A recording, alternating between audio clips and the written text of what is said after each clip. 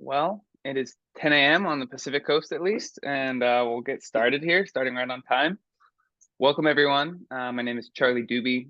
I'm the head of regenerative partnerships at Agrology, and really excited about this webinar with Joseph Brinkley, who's the senior director of regenerative organic development at Bonterra Organic Estates.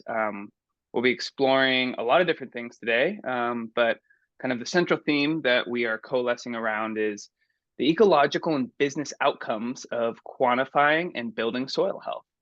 Or at least that's that's the idea. That's the title we started with. So we'll see where this conversation will go. I'm sure it'll be a really interesting one. Just some quick housekeeping before we get started.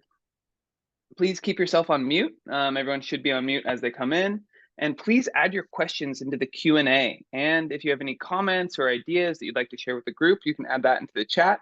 Everyone can see the chat, and it's always really awesome and entertaining to see, a lively conversation happening there. So feel free to add your input. I know we have a lot of experts in all of the folks who registered. So the last thing is that a recording will be sent out. We'll send a follow-up email to everyone, and there'll be a recording in that, so no need to be furiously taking notes. And with that, we will kick it off. So I'm going to unshare my screen and just get this set there. Okay. Well, Joseph, thanks so much for joining us. Really, really appreciate your time, and yeah, looking forward to this conversation. I would love to just start with an intro.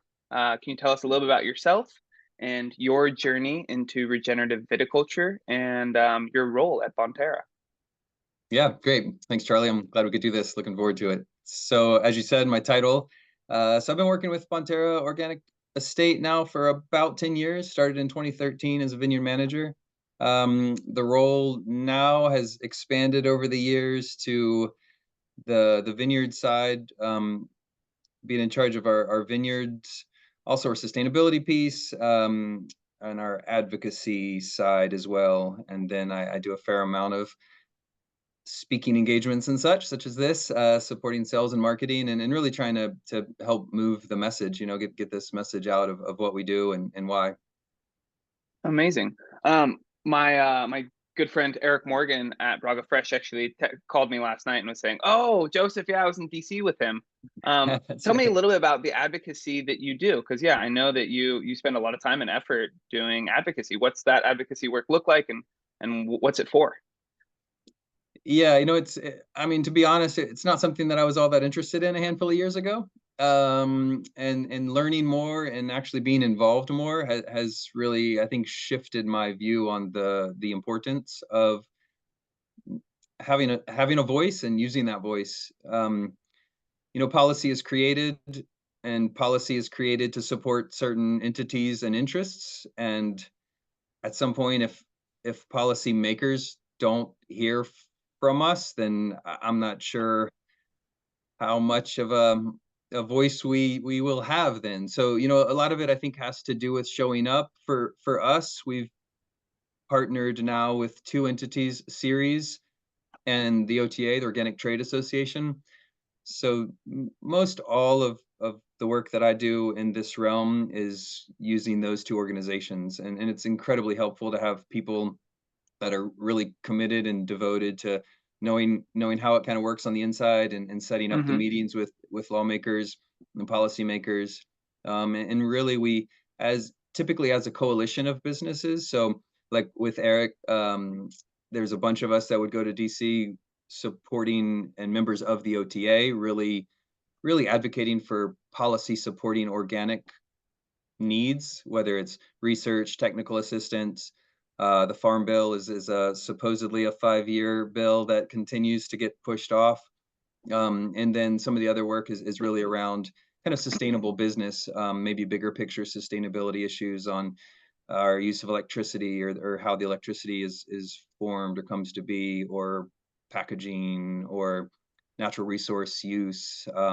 So there's a handful of topics that I think we're all connected to, whether we realize it or not, and really getting that voice out there, and politicians and policymakers actually do want to hear. I mean, all the meetings I have, regardless of which house it's in, which aisle anyone is on. At the end of the day, I think we're really having conversations is super helpful.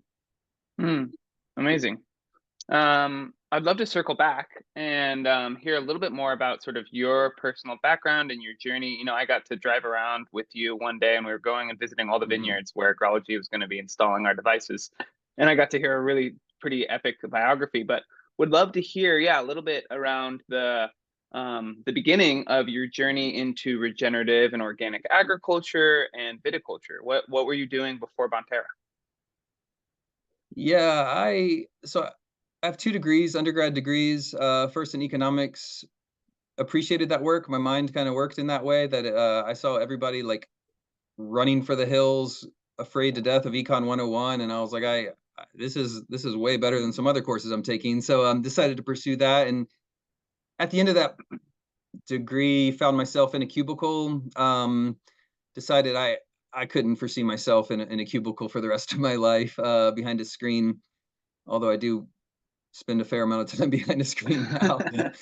It So all I really circles wanted back. that's right, that's life is a circle. So I really wanted something more, I think, in touch with the the natural world at the end of the day. I loved being outside, working with plants even then. So then I got a degree in horticulture from a land grant, University of Virginia Tech here on the East Coast, and simultaneously, so that was really quite conventional. That training, it was great training, but it was really kind of, I think, primarily conventional based training on plant science and such. Really specialty crops as horticulture is. Hmm. I started reading things and looking into things. I've always been, I guess, attracted to that which isn't always mainstream, if you can believe that or not. And some readings led me to some verbiage. At some point, I came across this word called biodynamics, and so I started looking more into that. And I was going to university in the southwestern part of Virginia, and actually, there's an institute there, Josephine Porter Institute for Applied Research in Biodynamics, and so that's where a lot of the biodynamic preparations were being made at the time. Hugh Courtney had been doing it for many decades, so I was able to learn the biodynamic program, all the preparations, how to make them, uses of them, and such. So it was kind of simultaneous learning, like mainstream conventional ag and quite far from mainstream conventional Yeah. ag. And so through that work with Hugh Courtney and being connected to JPI, I was lucky enough to meet Ivo Jeremez at Gurgit Hills.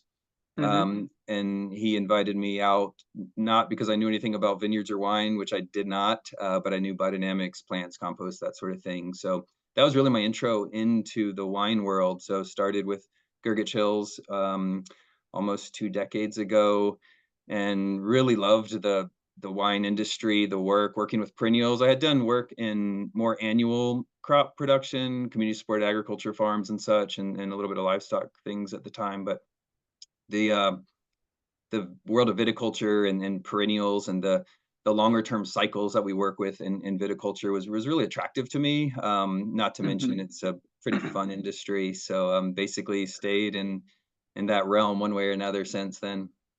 Amazing. Yeah, your background, I really wanted you to share it because it's a really interesting background and it makes sense kind of why you are the way you are and sort of the holistic approach that you have. I've always really admired that. And from the economics degree to the more sort of scientific or conventional approach to agriculture to the very, pulling in the cosmos and the art and the magic of working with plants. It seems like you have a very well-rounded background there. And yeah, I Thanks. appreciate you sharing. Um, I'm curious, while we're talking a little bit about biodynamics, we're obviously, here thinking and talking a lot about regenerative agriculture. But I was curious if you could share some of your thoughts around the differences or the similarities you see between a biodynamic approach to viticulture versus a regenerative approach to viticulture. Like, where do you see there's overlap, and where do you see like there's some differences, and how can both sort of learn from each other? Yeah, I guess I'm about to blow up the chat here with the next few sentences. We'll see what happens, huh? um, I think so. Maybe start with similarities. I think these approaches that we're all, I think, moving towards. there's this idea of a holistic approach. If we can conceive of the farm as a system, a farm system, biodynamics speaks of a like an entity in and of itself, right? The farm is its own entity. Hmm. But this approach of approaching farming as a system and as more as a whole versus kind of the picking apart reductionist piece of like all the different parts. And so I think that, and again, regenerative, right? I think it depends on who you ask, how it's defined. There's lots of talk right now about regenerative, what it is, what it isn't, who can claim it, who can't.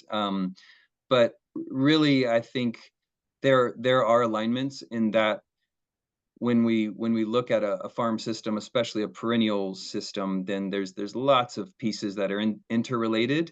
Some are weighable, measurable, some we can touch and feel, and some we can't. And maybe the verbiage we use, especially in the world of biodynamics, is a little esoteric and maybe a little strange to some. But it really is, I think, about this holistic approach and how can we create a more resilient farm system at the end of the day. That's always been the approach, maybe 100 years plus now as far as biodynamics go. I'd say regenerative has been around way longer. But really, we're trying to create a resilient system that can last into the future. Mm. Yeah, I love that. I definitely feel a lot of alignment with what you just shared. I think something I spend a lot of time thinking about is that systems level approach and how, in my opinion, I farmed for like 10 years. Each farm does have its own personality. And whether we call it an organism or an entity or just a system, it has its own unique flavor and its own personality. And whether we want to like personify that or not, I think that whether I think that there is just a lot of magic and a lot of power in a bespoke sort of approach, right? A tailored approach to whether it's regenerative agriculture or sustainable. But every field and every farm needs its own program and its own sort of unique approach. And I think that that's like the systems level approach that I think will unlock just a lot of abundance, right? It's like, and even touching back onto the kind of the economics degree, like that's regenerative, in my opinion, absolutely needs to hold a place for financial sustainability, and that's a really key part. We can't keep farming into the future if we're not making money, and if we're not being able to pay our employees well, and if we're not able to continue to grow the asset of our soil and grow the asset of our vines and their health. I But think I'm in that, curious. that idea of context too, right, Yeah. is something. I mean, I've heard Ellen Savory speak to it, in that naming holistic management, just using the word itself as a whole. But that idea that like what we do at Bonterra, even on individual ranches, isn't there's specifics that may or may not always apply to other ranches in that same locale, especially Yeah. not. I've grown vinifera on the East Coast. That's a completely different ballgame on the East Coast versus west of the Rockies. So understanding that kind of context specific, I think, is really important. Absolutely. Yeah. Context is so key. I mean, we'll share some data later from what Agrology has gathered. And even in a pretty small area in Mendocino, we are seeing very, very different sort of profiles and Mhm. personalities of these different estate vineyards that you guys have. And I think that's one thing that I'm really excited about what Agrology is sort of bringing to the table in this partnership and others is allowing there to be more dialogue and allowing the soil to sort of speak a little bit in a different way so that we can understand the context, so that we can create that bespoke program. Because otherwise, there's obviously a ton that we can learn just through intuition and just through careful observation.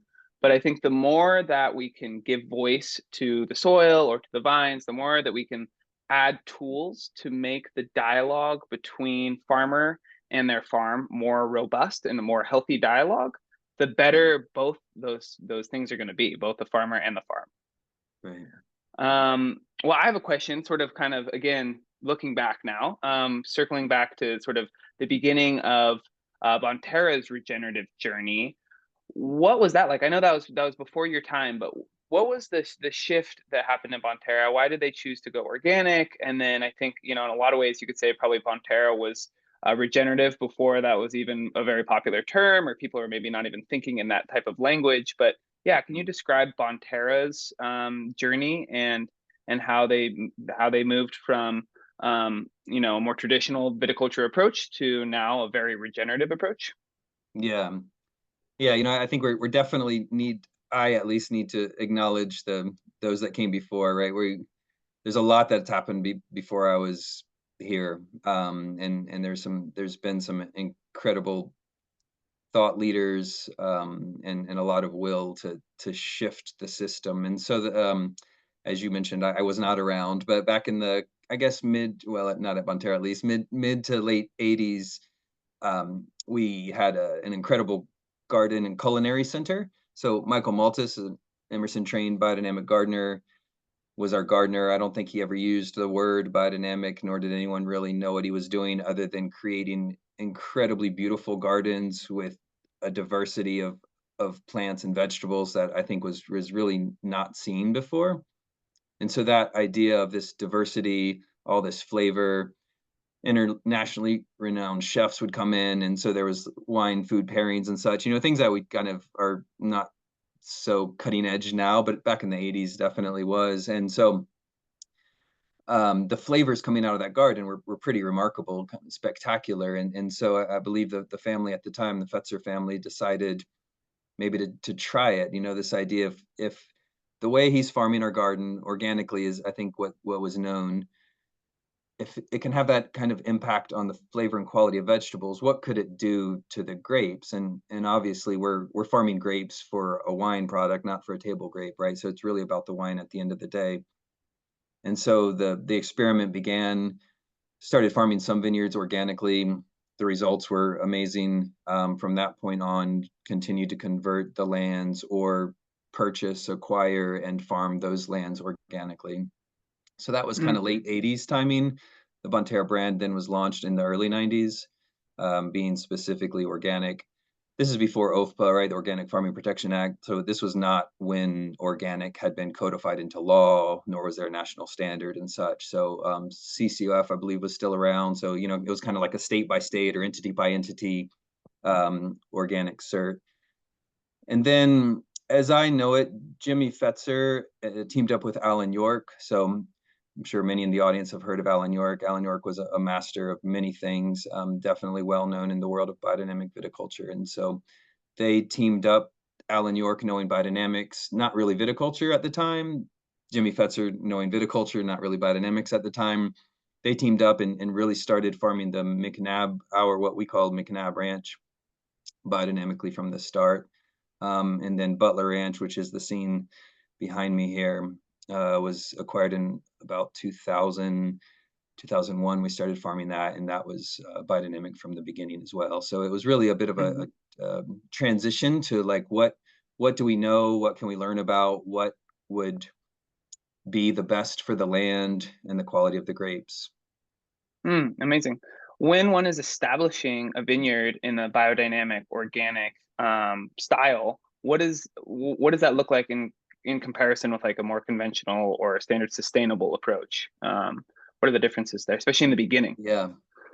Yeah, I guess there's some fundamentals. So I've done some consulting work in the past, and some folks always wanted to, like, just jump right to, stirring in a bucket or something. And at the end of the day, there's some fundamental viticultural practices that um need to be done no matter what you're doing, right? So I would always tell them to go learn from their neighbors, and they're like, "Oh, but they're conventional." I'm like, That's great. Like, they probably know what they're doing. So Mhm. go talk to them and learn how to farm grapes."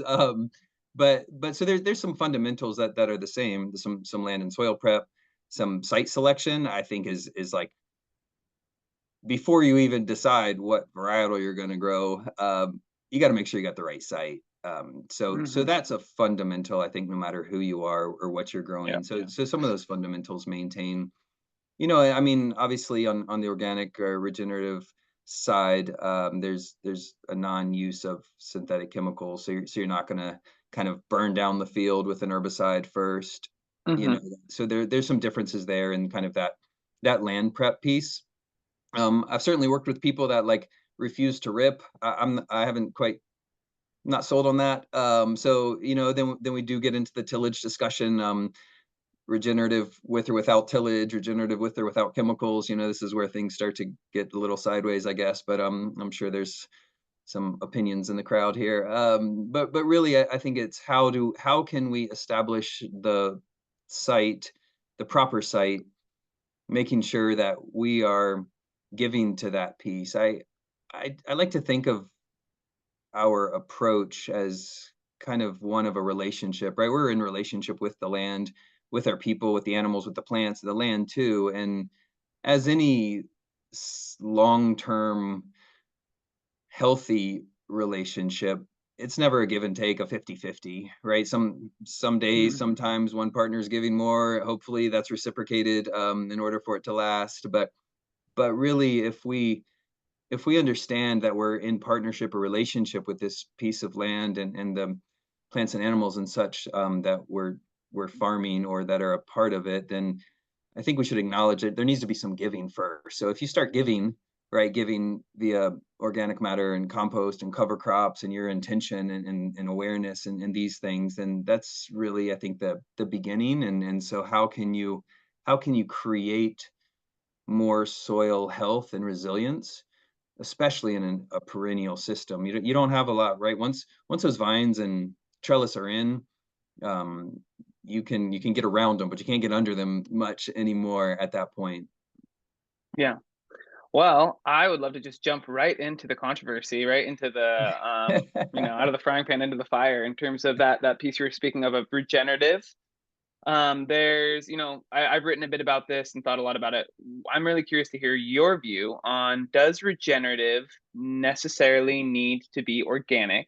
And are there certain practices that are like the line in the sand? I hear a lot of people, especially folks from, the Midwest who are in row cropping, like for them, regenerative equals no-till. And like, that's that.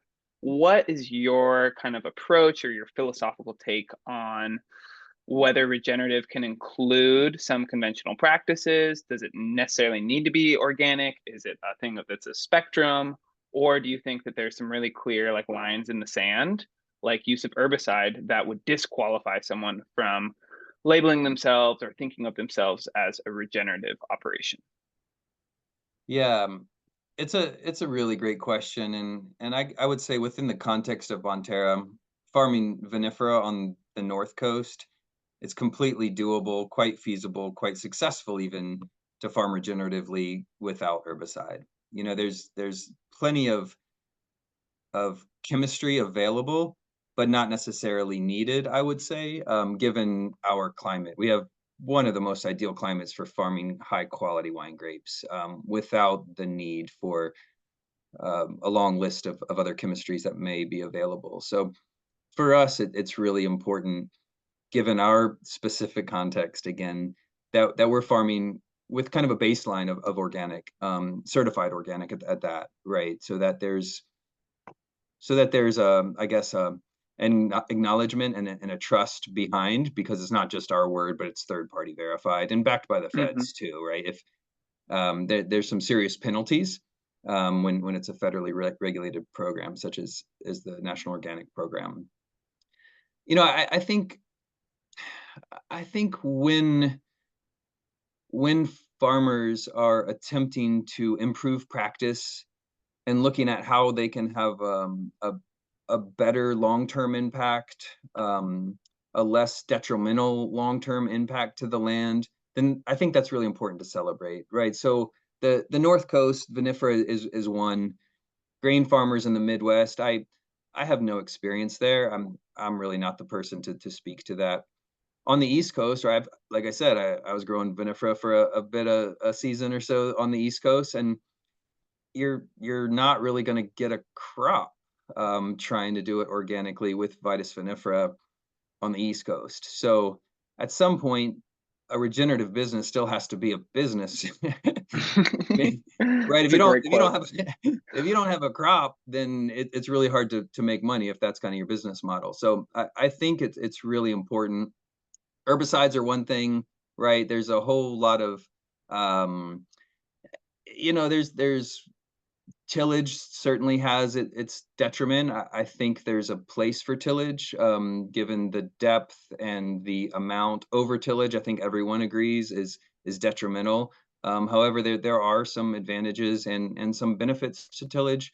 Um, I think it is a really tricky situation, but I do think that the more we talk about it and bringing this conversation to light allows a lot of people to weigh in with their own experience and allows us to really look to make better decisions moving forward. Yeah. At the end of the day, I think we need farmers farming. Um, if farmers are going out of business and farmland is converted to shopping centers or subdivisions or pavement, then we don't have a discussion about tillage versus no till, herbicide versus no herbicide. We got pavement. Yeah. So I think there's some bigger questions as well, and Hmm. I don't know. I'm around the world or no the sun a few times now, and sometimes life's not so cut and dry, right? It's pretty Yeah. complex. Yeah, I totally agree, and I really love that take. I think that the world is a complex place with a lot of nuance, and we mostly live in the grays in between the black and the white. And I think that, there is this tendency in our sort of approach to the world to try to have that reductionist approach, right? Where things are either in this box or this box. You're either regenerative or you're not regenerative. Tilling either is good or bad. And it's just not that simple, well applied tillage that's done strategically and thoughtfully can actually be a really good thing. It's a disruption, and there can actually be more life that is created through that disruption. Obviously, using that tool without intention in a really aggressive way, we know is terrible for soil health. But I think that that is the piece that, like, I see people's sort of brains almost break around regenerative, right? Where they're like, we just want to, for example, organic. It's very, very clear what it is and what it's not, right? The NOP has made it where it's pretty clear either you're doing these things and you're not doing these things, and then you're organic. And I think that in some ways, regenerative has kind of a more complex offering to the world that is not going to be like, if we do try to break it down into that yes or no super reductionist black or white, then it actually loses its essence, right? And that essence is the piece you were speaking to earlier, which is the relationship and actually paying attention and listening to the land. And there's a variety of different tools we can use to listen to the land and to listen to the community around and listen to our workers. But for me, it's like that's like the unique challenge of regenerative, is that it's not black and white. Uh, um, well, kind of speaking to, you spoke to it briefly around the economic side of regenerative, and especially in Bonterra's unique context. There seems to be like a general impression in the wine space that regenerative production is actually more expensive and will cost more.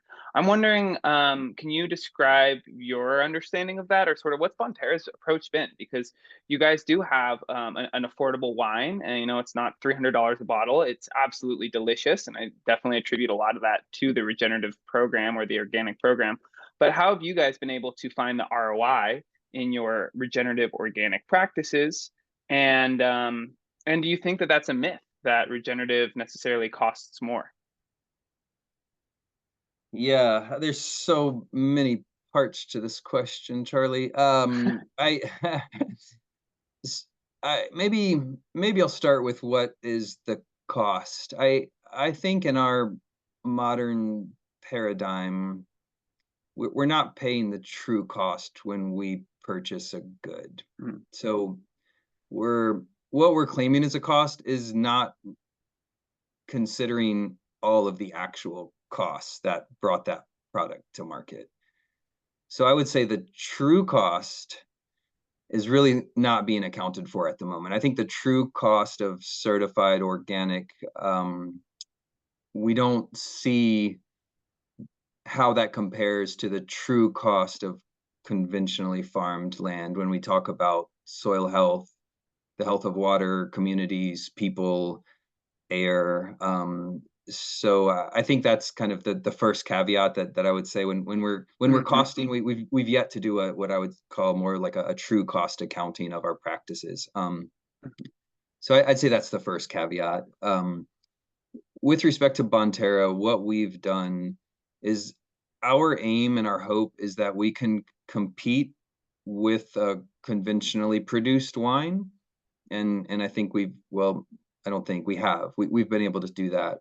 So we have a basically three tiers, kind of a main core, that core tier that you've probably seen in most all stores, thankfully, is incredibly competitive. You know, we really want this product. What I appreciate is that, like you said, it's not necessarily a $300 bottle of wine, so it's more accessible to more people to have organically produced fruit in that bottle of wine if that's their choice. Then we have a second tier and then a third tier, a single vineyard tier. So even within those three tiers, though, at the top tier, we're still really quite approachable and affordable. And I think that's the piece here, that we're really trying to provide value with a quality that's that's approachable.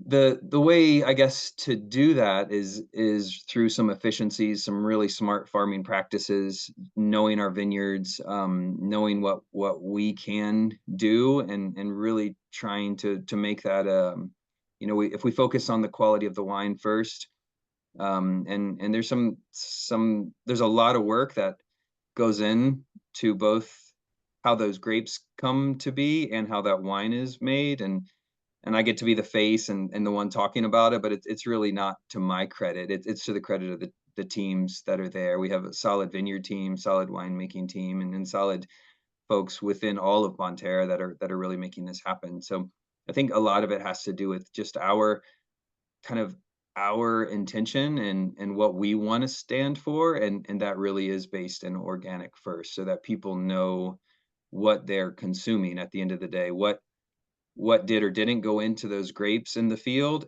and also into that wine in the cellar. There's a lot of things that we're not putting in wine, a lot of additives and such, because of that certified label.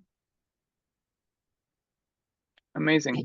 To just jump into some of the specifics, you described the different tiers you have. You have sort of the organic, and my understanding is a lot of that is also partner farms, right? It's not necessarily all farmed by you guys, but it's all organic grapes.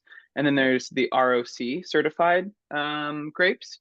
What are the differences between the two? So what are you doing in the regenerative blocks that is not happening in the other organic farms?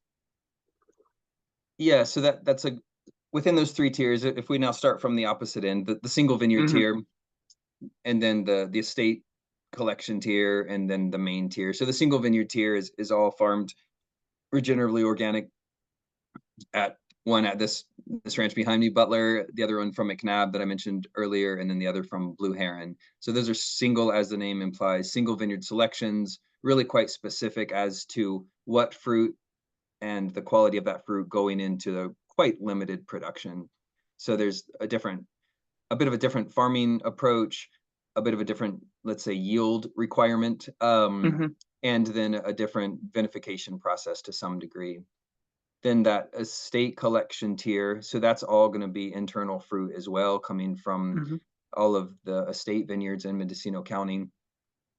Those will all be regenerative organic as well, all certified, and all coming from our own farming systems. So integrating sheep, using cover crops, compost, really a lot of kind of more living fertility, if you will. And then a certain level of pay for internal and external labor. And then at that kind of core tier, that's some amount of our internal fruit, and then mostly made up by a lot of the partner farms that we have that you mentioned. So those must have an organic certification, a current organic certification. Hmm. And then from that, so there's a baseline there of organic. Many would be using lots of the same practices, cover crops, compost, maybe sheep, maybe not. You know, it really depends again on kind of where they are and what works in their system. And so those are kind of I'd say that the three somewhat different, all with a baseline, and then adding on from there, depending on the tier. Awesome. Quick kind of follow-up question there. Tillage, are you guys doing, you do a little bit of undervine tillage, right? Are you ever doing any tillage in the alleys, or what's the deal with tillage at Bonterra? What is the deal? Yeah. I must say I'm just not convinced at the moment. I think there's incredible benefits to the no-till, and there's a lot of benefit to tillage. So our current program, and I'll just emphasize current, as of the last year or so, has been no-till for all the middles. So a kind of Hmm. a minimum depth, I would say, a moderate tillage under vine, a little bit of cultivation there for some of the weed pressure. Hmm. But the row middles, kind of like you see behind you, right, are in a full cover one way or another throughout the season. As you know, the climate is such that once the rain stops and things kind of go into a dormancy, or if they're annuals, they're pretty much done.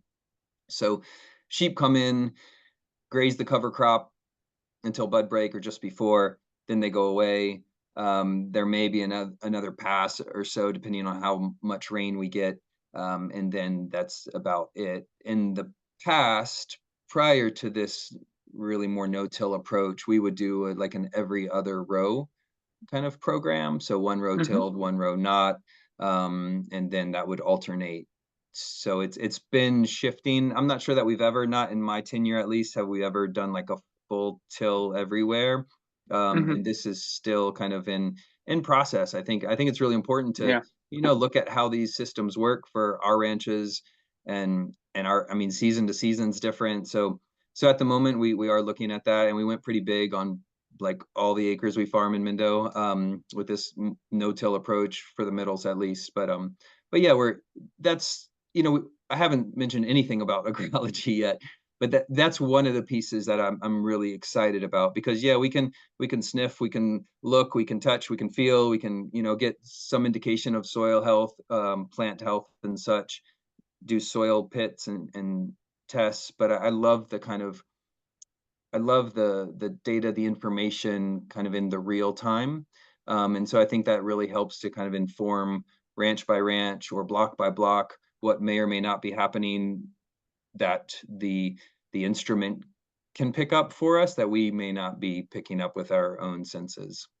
Yeah, amazing. Thanks for the shout out. I think, I really appreciate again the nuance, right? Is that like you're not totally convinced that it has to be all no-till. Obviously, the tillage you're doing is very strategic and very careful. I would, we'll talk about this after, but I would love to, if you guys ever are thinking about doing any light tillage in a block, we should definitely put some sensors out. And then I think one thing that's really interesting about this instrumentation is it can give you like, again, a sort of maybe not a true cost accounting, but it can let you know, okay, if we are going to till, this will be the effect on the microbial activity, on the carbon cycling, because one way that I used to think about farming when I ran diversified small organic farms for like 10 years, and it always was like a giant algorithm, right? You always have to be weighing the costs and the benefits of everything. And like you said, there's a real benefit to selective and intentional tillage. And if we can know the cost in terms of microbial function, maybe there's a very high cost and we don't want to do it in a certain block or a certain vineyard. Maybe there's a very low cost, and so it's okay to do it more. But if we don't have that information and that data, then, like you said, we're left guessing a little bit more, or we're left relying on other senses, or just doing a soil test once a year. I am excited to jump into some data and look at some of the data that Agrology's gathered, but I just have a few questions before we do that. Again, just diving into the specific practices, because I know there's a lot of interest in the crowd. Well, can you tell me a little bit about your IPM program? What are some pests that are difficult for you guys? What are some surprises, I guess, that you've seen over the past few years in terms of things that were easy that you didn't think were going to be easy, or things that were challenging that you didn't see coming? Yeah, I think that's been informed considerably by our kind of way into this farming system, a significant amount of observation. Um, maybe going back to site selection, I mean, we really are blessed with some incredible sites as far as disease goes. Again, it's nothing like the East Coast farming vinifera. I mean, there's diseases I was dealing with on a daily basis we never heard of on the West Coast, right? Or we read it in a book, but we've like never seen it. I got a call one day from a PCA. It was like, "Oh, is this Downy?" Like excited to see it. Never seen it before. But so from the get go, we're really quite blessed with that climate and landscape that allows for very little pressure. Where there is pressure, I'd say it's some powdery mildew pressure right along the river and specifically with Chardonnay. So other than that, it's pretty minimal. At that point, you're really looking. I think the first line is some air and light. Air and light is your friend. So that kind of canopy management, making sure you're on the timing. One Mhm. thing I find with the organic, the regenerative side of things is the timing. We don't necessarily have, like, maybe you could say, cleanup chemistry, right? You got to be on it beforehand. If something happens, it's a bit of a trouble to recover. Yeah. So it's really important to be on your program, on the canopy management, on the timing is incredibly crucial. It is so for all farming, but especially in this system. Um, we do a fair amount of scouting, so really making sure that we are aware of what's happening and we can kind of catch it beforehand or right away. So that scouting is incredible within our own team, and then we use a contractor for that as well to make sure that we got eyes in the vineyards kind of at all times. We know the hot spots, we kind of go there first. So a lot of it is Mhm. the scouting piece. I think the one piece that the IPM, the integrated pest management, really brings to the system is this idea of thresholds. So just because you Mhm. see some bug doesn't mean you have to like spray everything everywhere, right? And I love the idea of kind of thresholds, economic thresholds, knowing that especially with a healthy canopy, you can withstand some degree of insect pressure or so-called damage. And so having kind of a more healthy functioning ecosystem is really important. On the insect side, it's really, I would say, leafhoppers, Mhm. and only the invasive leafhopper at that. So the native leafhoppers there's really a balance based on, I would say, a lot of the cover crop there, the riparian zones that we manage, the insectary rows that we've planted. So there's a bit of a balance so that we have kind of that predator prey or parasitoid kind of cycle Mhm. happening. So in some ways, maybe we need a few of those, quote unquote pests around to keep the beneficials around. But really, as far as the pest pressure goes, it would be leafhoppers, and I should give a shout out to our vineyard manager, Todd Madden. He's really been on that program the last couple of years, and it's really been amazing this year to see how low that leafhopper pressure was given some previous years. Amazing. Yeah, I love that. Being super proactive sounds like biodiversity above ground. We'll look at some data here in a second, and it definitely shows there's a lot of life below ground as well. And something I've been really fascinated about recently and really diving into is how healthy soils with a lot of microbiology actually encourage the vines to have a higher production of these things called secondary plant metabolites, which are basically the medicine that plants make for themselves when there is pest pressure, fungal pressure, heat stress, all these things. Plants can deal with them. And they, Mhm, they have, these biochemicals that they produce that allow them to be resilient and resistant.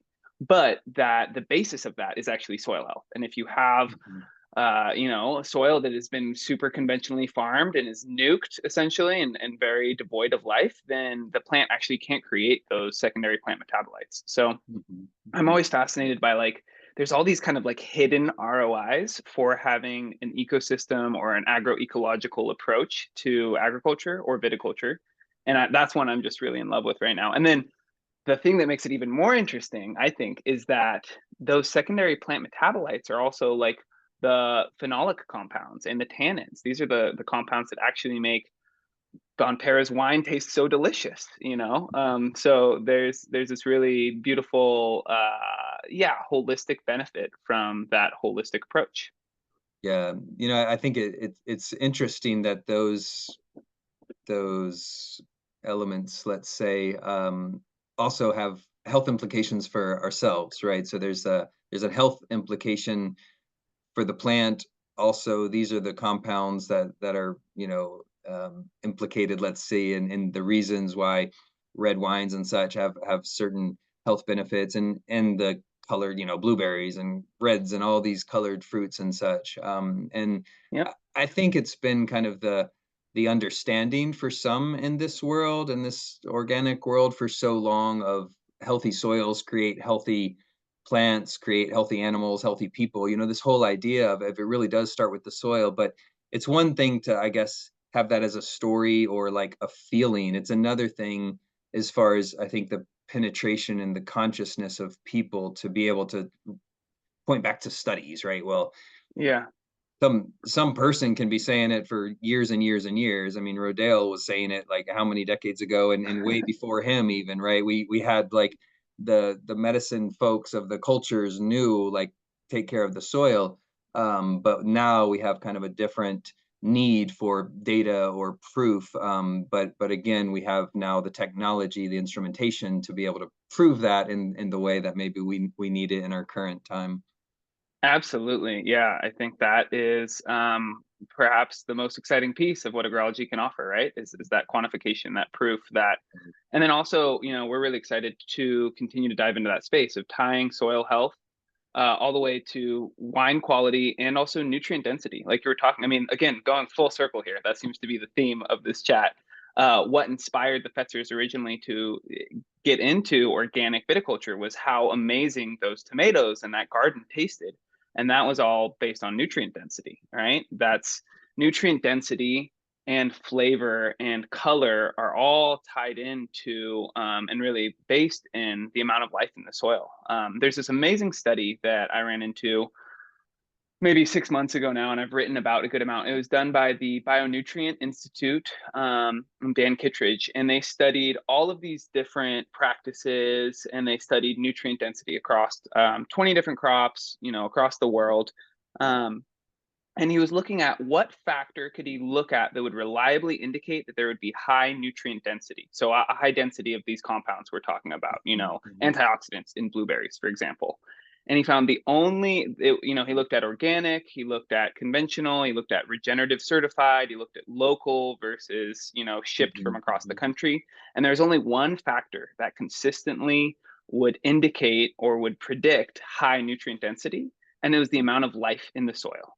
And the Mhm. way that they measured it was through respiration, through a Haney soil Mhm. test. And that's what Mhm. agrology does. So I think that's a pretty good segue into looking at some data from Bonterra. I'll pull up some slides here. Great. Okay. So, yeah, that is one of the things that agrology measures. So we have a sensor array that goes out into fields. We're really feel very honored and excited to have partnered with Bonterra Organic Estates, and we have sensors in 5 of their estate vineyards. And we measure things like canopy temperature and canopy humidity, soil moisture, soil temperature, but we also look at a really unique data set, which is called soil respiration. And it's the amount of CO2 that comes out of the soil pores. And it is a measurement, like a one-to-one indicator of the amount of life in the soil. As microbes go throughout their days and they digest organic matter and they cycle nutrients, they all breathe out CO2 if they are aerobic organisms, which are the ones we want in general. And so you can see here, this is an infographic we created. And basically, when there's more microbial activity as a result of regenerative or organic practices, so that could be adding compost, for example, that'll boost the amount of microbial activity. Or adding a cover crop, you're going to be feeding the microbes through plant exudates or a biological stimulant, whatever it is. We want to see more life in the soils, and we pick that up through increased carbon respiration. Um, when there's increased carbon respiration, that is a sign that the carbon cycle is actually moving more actively. Like it's like a stronger metabolism, and so we're also seeing increased carbon sequestration and increased carbon mineralization. So when we go through the following graphs, for everyone in the audience, just keep in your mind that if it's a higher level of microbial activity, that is indicating all of the things that the soil microbiome does. So that would be, creating soil structure, for example. Aggregates are created by bacteria, the small aggregates, and then they're bound together into larger aggregates by the fungal communities. It's also, the microbiome is going to be doing nutrient cycling both carbon, but also, phosphorus and nitrogen, potassium, all these things that the vines need. And then we're also seeing in these systems with increased microbial activity, as we were speaking to earlier, increased pest, disease, and stress resistance, and increased nutrient density. So as we go through these graphs, just keep in mind that when we're seeing higher levels of microbial activity, it's also leading to all of these other downstream benefits. So this is looking at, Charlie, go ahead, jump in. I do appreciate this kind of in time piece too, right? Because in the past, we were able to take soil samples. I mean, not that we can't any longer, but that was kind of the snapshot. But it is just that. It's kind of a snapshot in time. In order to compare through time, basically, it would be year over year in that same season. So we get a bit of a view in one moment in time, what's happening in that particular place, but we don't see it through time. And I think having the kind of the real time data is really gives us a different lens. And I should just say, I guess this is year one, so again, I have way more questions than answers here. But I love that we have this base to build on, and that we're looking at it through time to see kind of the ebb and flow and the cycles there. Exactly. I mean, that's totally right. Imagine, again, thinking about a vineyard or a farm as an entity. Imagine if I evaluated Joseph's health just based on hanging out with him one day a year, and he happened to be really sick that day, or he happened to be doing a marathon. Like, it'd be a really hard thing to get a sense of, or it's even less than a day. It's really like me going into Joseph's house and taking a picture of him once a year, and he happens to be on the couch in that moment. So we do see a huge amount of variability in microbial activity, but also in carbon cycling. So carbon cycling and the amount of carbon in the soil can vary up to 30% throughout the year. And then microbial activity as well. It's both very spatially variable throughout a vineyard, different soil types, different geochemical properties, but also very temporally variable. And so agrology really helps us, like you said, get our heads around how much it changes throughout the season. And yeah, jumping into this graph, in general, we see a flow like this. So in spring and early summer, we see a lot of activity. These are 4 vineyards, Blue Heron, Butler, McNabb, Los Cerros, and then we averaged all of those vineyards. And we're looking at the total amount of soil respiration over 1 month. So here in May, you can see we're a bit lower. In June, pretty high. Blue Heron, which is a vineyard that is down near the river on the floodplain, it was just by far and away the kind of winner in terms of total microbial activity. That is likely because there's a lot of soil moisture, and because floodplains in general are very rich in terms of microbiology. Whereas, something like McNabb or Butler that's up on the hills of Mendocino, it's a lot sandier, it's a lot rockier. There's just, in general, going to be a lot less baseline microbial activity. And then we compared this to a nearby research vineyard where Agrology has a sensor that is a conventionally managed vineyard. And so that is this kind of light blue turquoise. So you can see lower throughout the entire season than all of Bonterra's vineyards, including the ones that were up high. And this conventional vineyard is much more similar to Blue Heron. It's sort of not on a floodplain, but it's not like rocky or sandy.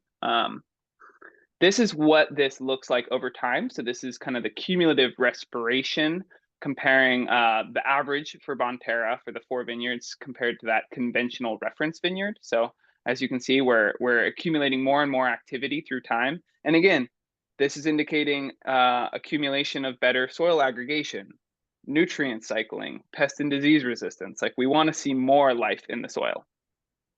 And this is what it looked like over the entire season. So you can see the conventional reference vineyard is this one on the far right. The Bonterra average was roughly 3 times that. Blue Heron completely blew it out of the water. And so long story short, these regenerative and organic practices that have been in place in Bonterra for many, many years are clearly having a really, really good effect. And again, something that we're really excited about is investigating how that ties all the way into quality. Anecdotally, we know that, but we're starting to do some really interesting side by sides. We're doing a very interesting side by side with Donham and also with O'Neill Vintners and Distillers, looking at regenerative organic production right next to conventional, and then tying it all the way through quality differences in the final wine. So, but long story short, proof is in the pudding here. Bonterra is doing an amazing job stewarding their soils. And one experiment we did in the beginning was, because all of Bonterra's vineyards were already regeneratively, organically, they were being managed with regenerative organic practices. We kind of didn't have like a baseline or a side by side. We knew that we had this conventional vineyard that we could compare to, but we wanted to also see what is the highest potential microbial activity or carbon cycling that we could see in nature. We were thinking, okay, we're going to put one of our sensors out into a nearby woodlands or a grassland, and we're going to see this really, really high level of microbial activity, and we'll know that's the bar that we should be shooting for. It's going to be a really high bar. We put out our sensors, and we were actually really surprised with what we found, which was, as you can see here, this green and this blue line the green line is a wooded a wooded area very nearby the block at Butler. And then we moved it into a grassland to see what is the total amount of microbial activity and functioning in the vineyard versus these more native or natural ecosystems. And again, we were surprised. The vineyard had a lot more microbial activity. You can see here, it's like it speaks for itself. We are still sort of working through why that is and what this means. But I think that one of the main reasons is that there's a lot more moisture and irrigation being added into the vineyard block. And so that's going to keep those microbes alive, not only alive, but more active. And then also, I think that again, this is where it gets into a sort of a nuanced space. Our sensors are actually in the vine row. And so there is some cultivation that happens there. And we know that when there is cultivation, there is a spike in microbial activity because there's a lot of oxygen that's brought into the space. All of the soil aggregates are sort of broken apart. And that's actually why, when we talk about the bad side of tillage, it's because it releases a ton of CO2 into the atmosphere. That's because there's a huge burst of microbial activity that results from tillage. It's like a smorgasbord, or like the microbes suddenly have this huge buffet where all of the soil organic matter is available to them, and there's the proper amount of moisture and oxygen. And so it also could be because of that. But yeah, curious to hear your thoughts, Joseph. I know we've only talked about this very briefly beforehand, but what's your interpretation of seeing that the vineyard actually has more microbial activity compared to that natural ecosystem? Yeah, it was a little hard to believe, I must say. I thought for sure that the woods would just crush it every time. I think maybe taking a step back. So we had done a handful of years ago now a really extensive soil study looking at this question of carbon, the carbon, soil organic matter, so the carbon in the soil, the carbon in the woody plant material, and how much versus a few different management systems, looking at at that time, our biodynamic vineyards versus our organic vineyards, and a bit of a kind of again, a conventional baseline. And that study was published, and we really saw a bit of a difference there, and also woodlands, excuse me. We also looked at the woodlands as another comparison to know, and this was really more, again, a snapshot in time. There were soil samples. And so we've been looking at a way, how can we kind of continue research in some form with respect to carbon cycling, really, because that's a big deal, obviously, right? There's way too much carbon in the atmosphere. We really need it in the soil and not in the atmosphere. So I do, again, like the Arbiter, the Agrology instrumentation, to give us these fluxes, because it shows you kind of, I don't know about moment by moment, but at least like, day by day, or throughout, how things change. So seeing this has really just kind of, I don't quite understand. I think another round of sampling to see what is that total soil organic matter look like at these different sites, and how does that total Hmm. compare versus kind of the flux through time. What is the instrument picking up? Because we're kind of measuring a similar piece, but a different kind of aspect to it all. This, I mean, to me, yeah, these rises and falls are really quite curious. I'm very interested in how this kind of flux is happening, really that change through time. And then to your point about cultivation, I mean, we really aren't cultivating towards those. Maybe that June, that would have been the latest. So all this Hmm. July, all this August, Yeah, these September, spikes are not being caused by that. yeah, not at all. But it is really interesting to see the flux, I think, more than maybe the total, but how it's changing given the microbial dynamics. And then I think coming back with some soil samples to then look at the total, what is the totals from that carbon component, or the different carbon fractions. Yeah, it's my CEO is probably going to shoot me for saying this, but I'll say it anyways. The agrology system's amazing, but it oftentimes brings up more interesting questions. We get a lot of really interesting insights, but there's a lot of kind of unanswered questions, and that's because I think we're really just at the tip of the iceberg in terms of really understanding soil biology. We know that management practices have effects. We know that for example, if you add a bunch of moisture, there's going to probably be a big boost in microbial activity, but there's oftentimes these big bursts of activity that it's really hard for us to again, in our reductionist mind, be like, where's the cause and this is the effect. And I think that's because we just lack the understanding, and there hasn't been that much time to really study these things. I think for so long we've only understood soils through the lens of chemistry, because that was the only quantification method that we had. That was the only way, it was the only tool we had to really look at and measure soils, was through chemistry. And now with metagenomic analysis, with tools like eddy covariance towers and tools like the Agrology Arbiter, we can actually study soil biology, but there's just so much more that we have to learn. I've read this stat where we only have about 5 to 10% of the total amount of soil organisms even cataloged in the soil. So when you do these metagenomic analysis, this massive amount is sort of just like, well, we don't actually know what that is. We know it's a bacteria, but can't tell you, exactly what its functional group is. So Right. long story short, there's a lot more to learn. Um, just really quick, I know we are coming up to the top of the hour here. We're going to keep going for a few more minutes and jump into some questions from the audience. But if people do have to jump, thanks so much for attending, and there will be a recording set out. Um, this is just looking at, again, season long, looking at some different vineyards. We have Blue Heron in blue, Butler in orange, Los Cerros in purple, and the grasslands in green. Again, I think one thing that's really important to emphasize about those grasslands and the woodlands that we were studying was that was up at Butler Ranch, which is it's up on the hill. It's not, in a valley. It's not a floodplain. It's pretty sandy loam with a good amount of rocks in terms of like the natural ecosystem. Does that sound right, Joseph? Yeah, it looks like what's behind me. That's the Butler Ranch there. So it's Yeah. about, 2,200 feet. That instrument, I believe, is right around that ridge line. So maybe 2,100 feet of elevation. Hmm. And yeah, there's definitely younger, leaner soils, if you will, up there. A bit of clay. There is Hmm. a fair amount of clay. But yeah, it's all super interesting. And I'm looking forward to continuing this through time to really see how things shift over the years. Totally. I think it'd be really interesting to move a sensor down into sort of the woodlands around Blue Heron, for example, and look at the microbial activity there, because I'm sure it'd be very, very different.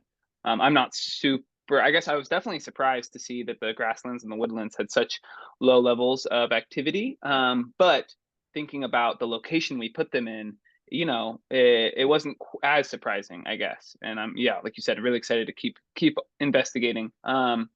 Yeah, I think the real purpose of this slide is to just, again, we see kind of a big burst of activity in the spring and the summer, and then we see as things dry down and it gets hotter into August and September, we see declines in overall microbial activity, which again shows that if you're going to take a snapshot, if you took a snapshot when it's really, really low at the end of September, you're going to see something very, very different compared to if you were going to do that midsummer.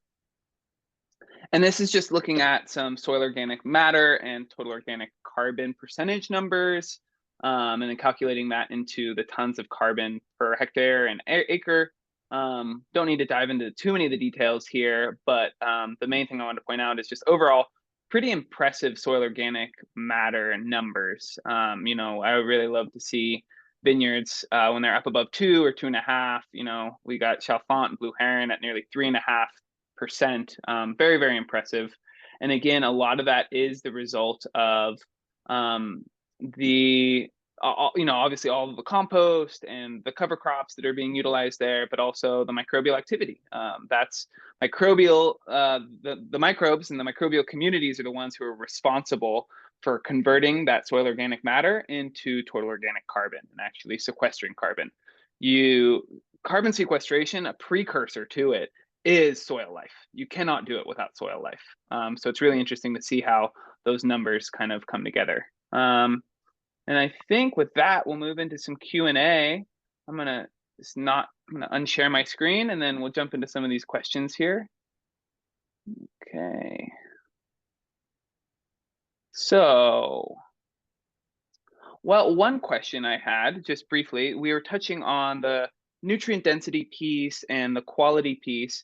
Is Bonterra doing any kind of trials or investigations of that? I mean, I think, in my opinion, the wine speaks for itself, but have you guys done any sort of chemical analysis looking at how regenerative organic compared to just the organic line? Is there differences in terms of sort of the, I want to say nutrient density. It's not really nutrient density, but sort of like flavor profile and density?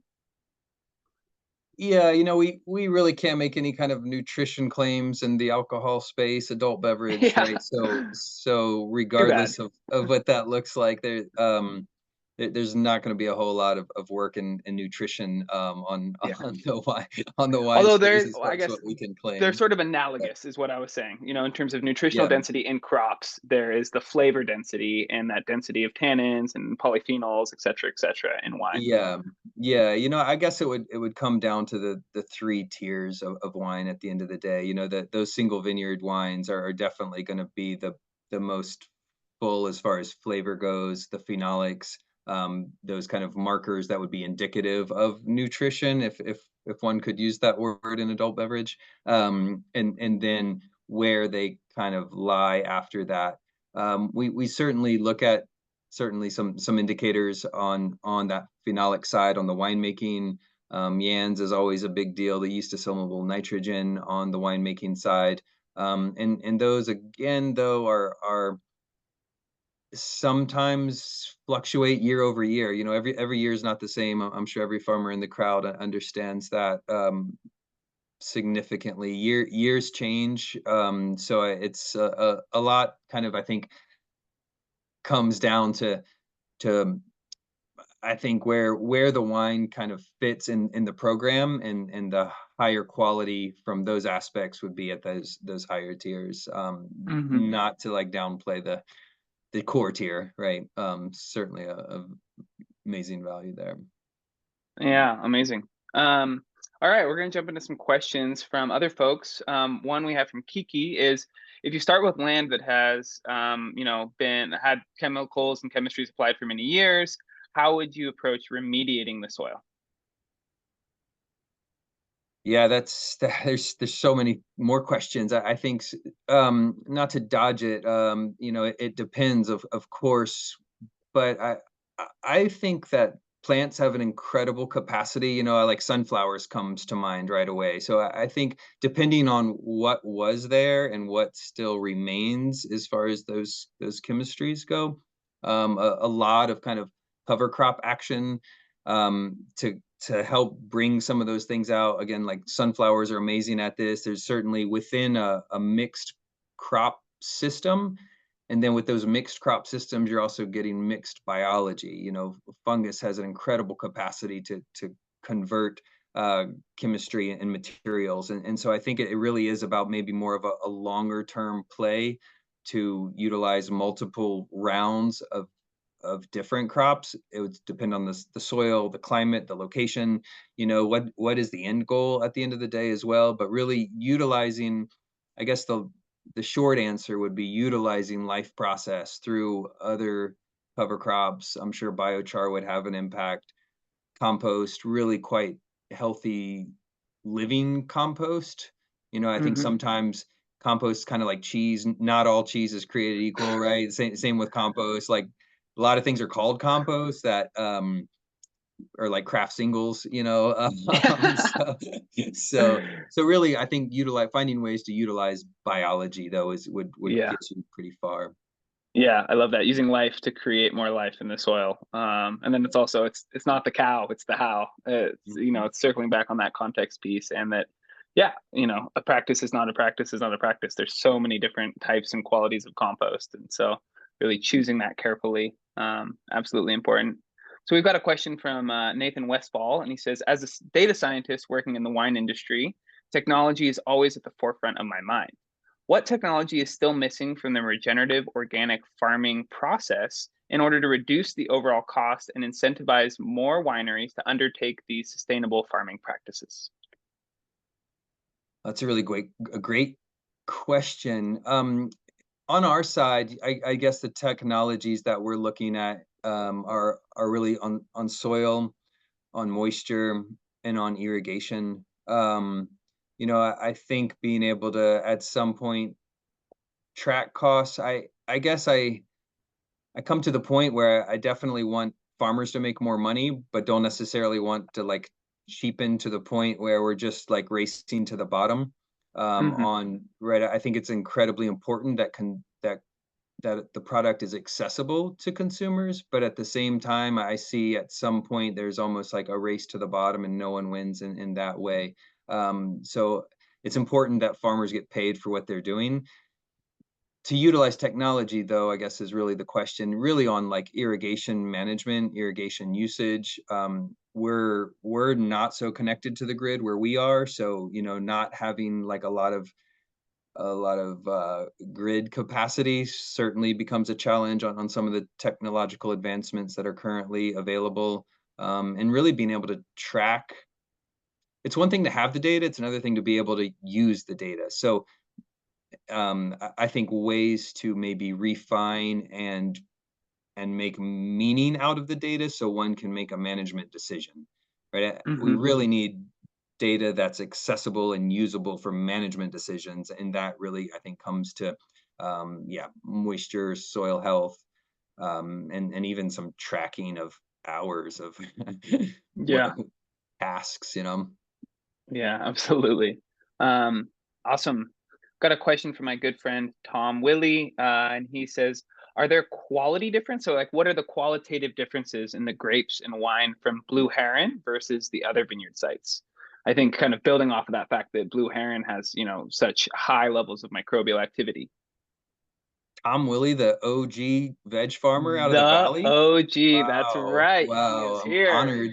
Wow, amazing. Wow, talking about those that came before us. Well, thank you, Tom. It's interesting because Blue Heron is predominantly Chardonnay, right? Butler is predominantly red. So I think sometimes you have to kind of parse out what's growing where. Um, Blue Heron is fascinating to me because I would not have expected the numbers to be as the numbers show on the data. So much of this I'm still like I have way more questions than answers. Hopefully in a year or so I'll have a little bit more answers. I think at some point you're really looking at some of the phenolics that we spoke of. So Blue Heron also aligns with the single vineyard wine. So that's that highest tier of Chardonnay. We have three tiers of Chardonnay. Blue Heron is also the one, though, at that highest tier of Chardonnay too. So perhaps there's some connection there between the two.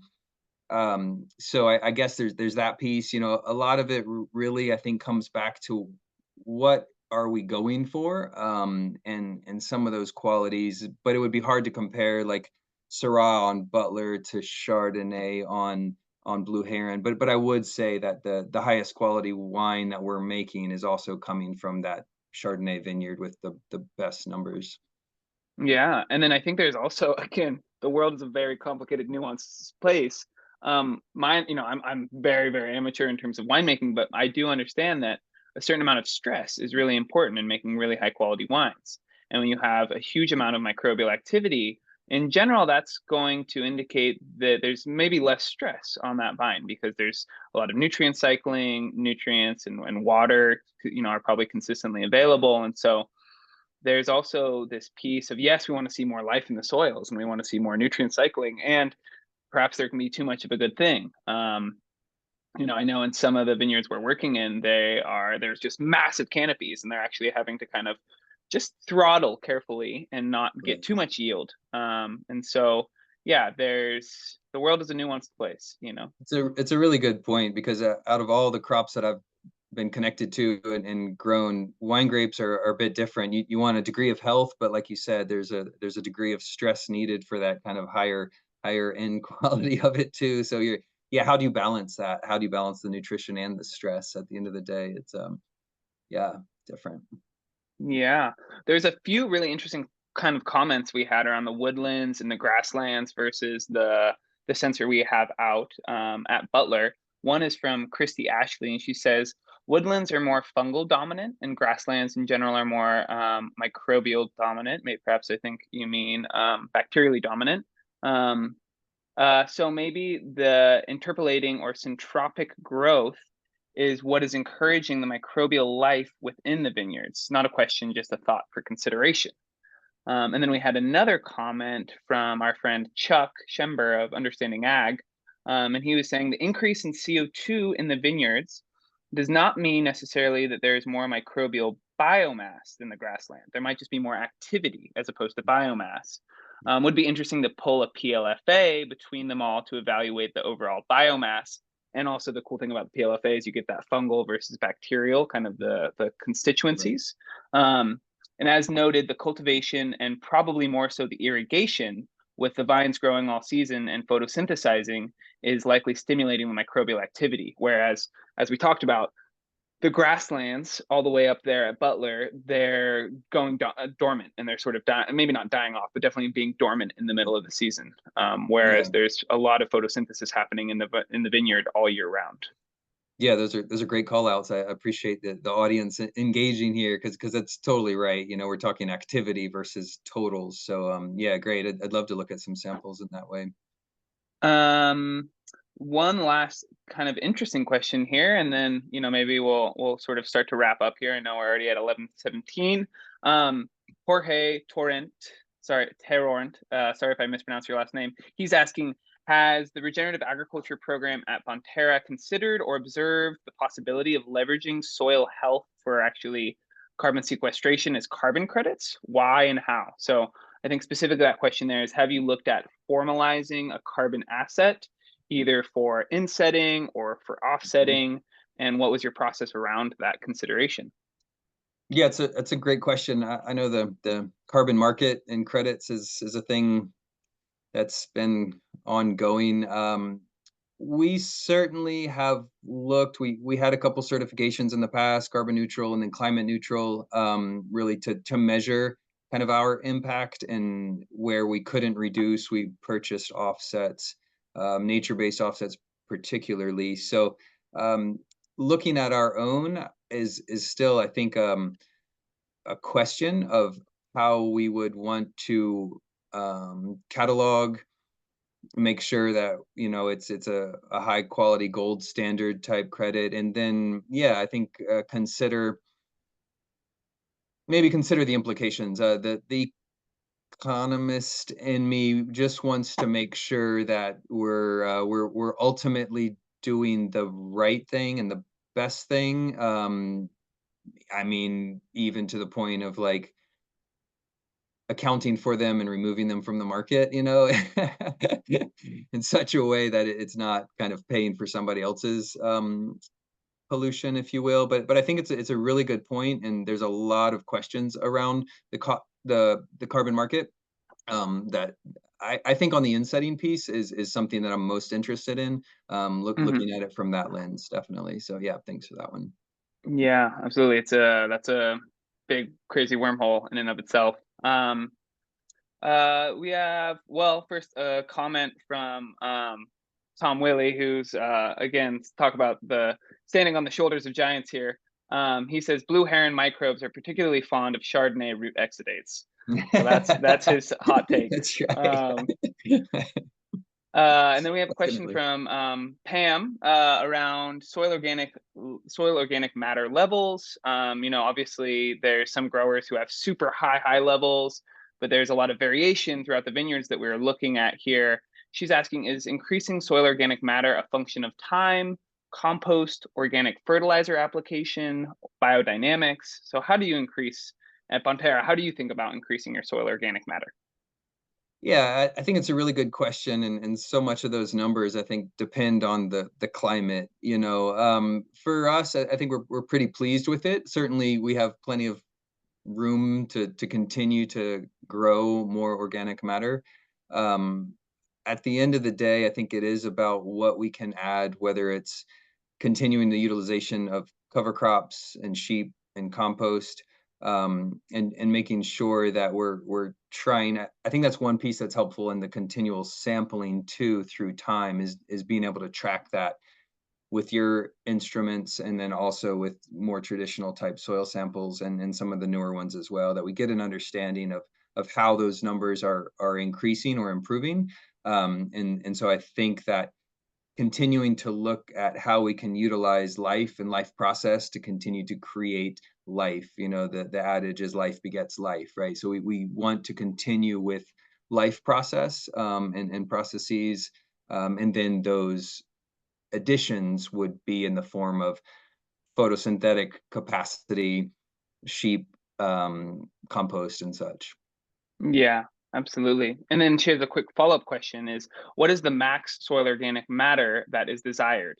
She says it can max out, of course. And I think I'll just take a stab at that second piece. It's actually a little controversial whether it can max out or not. I think I don't know if he's still here, but we had Chuck from Understanding Ag, and I've heard the Understanding Ag guys say that they don't believe it actually, maybe there's a bit of a plateauing that you reach to, but they don't believe that you can actually max out in terms of soil organic matter or total organic carbon, which, by the way, if you're not aware, they are ratios of each other. I believe the ratio is like 47 or 37% of soil organic matter is organic carbon in the soil.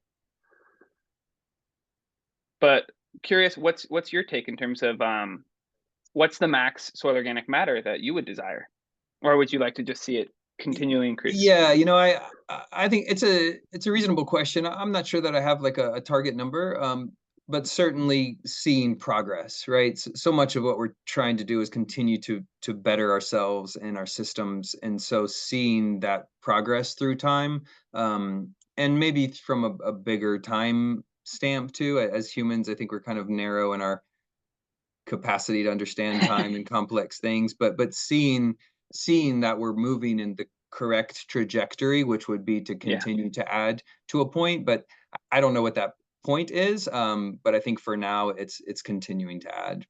totally. And it's probably unique to each vineyard, each varietal, and even each sort of production system. So yeah, I would agree with that take. Yeah, I think Well, we that the got soil complex is different, right? That texture of soil is going to be a kind of a limiting factor in some ways. How much can you add through time based on the texture itself? mhm. One last question, and then we'll set you free, Joseph. Again, I guess just before we jump into that question, thank you so much for your time. It's been a super interesting and illuminating conversation. Really appreciate all of the all the wisdom that you shared. Yeah, I But really this appreciate this. question, Great. yeah, this question comes from Laura Kavanaugh, who's our friend who works at AEA and is doing some really interesting work on DNA sequencing and metagenomic sort of analysis of soils. She was wondering if there was a publication. You mentioned that you did a pretty in-depth soil study looking at total organic carbon and soil health across the different vineyards and also in the woodlands. Was there ever a publication that was associated with that, or is that internal? Yeah, no, it was published. Yeah, that was maybe a little of the disappointment, honestly. We the most interesting data was pulled because it didn't hit the significance to be published, but it was published. I'm pretty sure you can still find it on the website. I would check the website. I don't remember right offhand. I think it was like carbon management and balance. But I could probably send it your way, and you could probably get it out, get Yeah, it out to her.